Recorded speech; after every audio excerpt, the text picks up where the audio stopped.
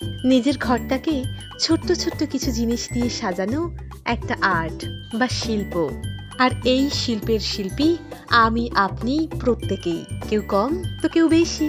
যাই হোক, আসল গল্পটা হলো, এই যে গাছটা দেখছেন, এরকম দুটো গাছ আমার বাবা অর্থাৎ শ্বশুরমশাই গিফট পেয়েছেন। গাছগুলো আনা মাত্রই আমি অমনি প্ল্যান ছকে ফেললাম গাছগুলোকে ঠিক কোথায় কিভাবে রাখবো। আর সেই প্ল্যান মাফিকই নেক্সট দিন শুরু করে দিলাম কাজ। মাটির হাঁড়িগুলো দেখেই বুঝতে পারছেন নিশ্চয়ই, এগুলো আসলে পুজোর হাঁড়ি। কয়েকদিন আগে বাড়ির বাইরেটা বেরিয়েই দেখলাম 3টে এরকম ছোট বড় মাটির হাঁড়ি পড়ে রয়েছে। তাই আমি মাকে বললাম ওই হাঁড়িগুলোকে তুলে রাখতে। মনে মনে প্ল্যান করে রাখলাম কোনো না কোনো দিন আমি এর মধ্যে একটুখানি মাটি দিয়ে গাছ লাগাবো। আর ইতিমধ্যেই বাড়িতে যখন গাছ এসেই গেছে, তখন তো আমি একদম প্রিপেয়ার হয়ে গেলাম যে এই ছোট্ট ছোট্ট গাছগুলোকে ওই ছোট্ট ছোট্ট হাঁড়িতেই লাগাবো। আর বাড়িতে ছিল সুতলি দড়ি। এই সুতলি দড়ি দিয়ে বিনুনি করা খুব একটা কঠিন কাজ নয়, তবুও যারা জানেন না আমি ভালো মতো দেখিয়ে দিয়েছি, দেখে নেবেন। আসল জায়গাটা হলো এই শেষটা। এক একটা বিনুনি করতে আমি 6টা করে সুতলি দড়ি নিয়ে নিয়েছিলাম। আপনারা যতটা লম্বা চাইছেন দড়িটা, ততটা লম্বা করে নেবেন। তো 6টা দড়ি দিয়েই আমি দুটো দুটো করে সুতলি দড়ি নিয়ে বিনুনি করেছি, যার জন্য বিনুনিগুলো একটু সরু সরু হয়েছে। আর হাঁড়িগুলো যেহেতু ছোট ছোট ছিল, যার জন্য আমি বিনুনিগুলোও ছোট ছোট করেছি। যারা একটু বড় হাঁড়ি বা সরাতে করবেন, তারা আর একটু মোটা করে করতে পারেন।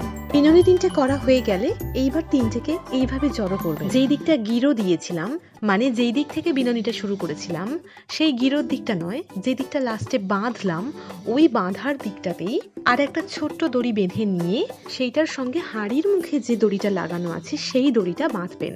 অর্থাৎ বিনুনিগুলো পুরোপুরি আলাদা থাকবে, তার সঙ্গে আর একটা ছোট্ট দড়ি যুক্ত হয়ে সেইটা টবের সঙ্গে যুক্ত হবে। এবং এর ফলে যে উপকারটা হবে, পরবর্তীকালে যদি প্রয়োজন হয় আমি এই হাঁড়িটা থেকে এই বিনুনিটাকে আলাদা করতে পারবো এবং অন্য কোনো টবে বা হাঁড়িতে আমি বিনুনিগুলো আবার লাগাতে পারবো। এরপরে বিনুনিগুলো শুরু করেছিলাম যে গিরোটা থেকে, সেই গিরোগুলোকে একসাথে করে আর একটা সুতলি দড়ি নিয়ে ভালো করে পেঁচিয়ে পেঁচিয়ে ওই জায়গাটাকে ঢাকা দিয়ে দেবো। এবং এর ঠিক পরে ওই গিরোটা থেকে হয় লোহার কোনো আংটা, নতুবা আমি যেটা করেছি সেটা হচ্ছে সুতলি দড়ি দিয়েই আবার একটা আংটার মতো করে ঝোলানোর ব্যবস্থা করে দিয়েছি।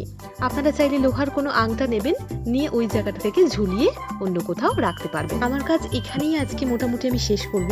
দেখে নিশ্চয়ই বুঝতে পারছেন এখনো রং করা বাকি রয়েছে, সুতোগুলো আরো বেশি নিখুঁত করে সাজিয়ে দেওয়ার দরকার রয়েছে। আজকের মতো টবগুলোকে ঝুলিয়ে দিয়েছি আপাতত জানালার ধারে। আজকে তো এতটুকুই সময় পেয়েছিলাম, তো ফিরে আসছি পরের দিন হাতে আরেকটু সময় নিয়ে আমার এই সাদামাটা হাঁড়িগুলোকে আরেকটু রংচঙে করে নিয়ে।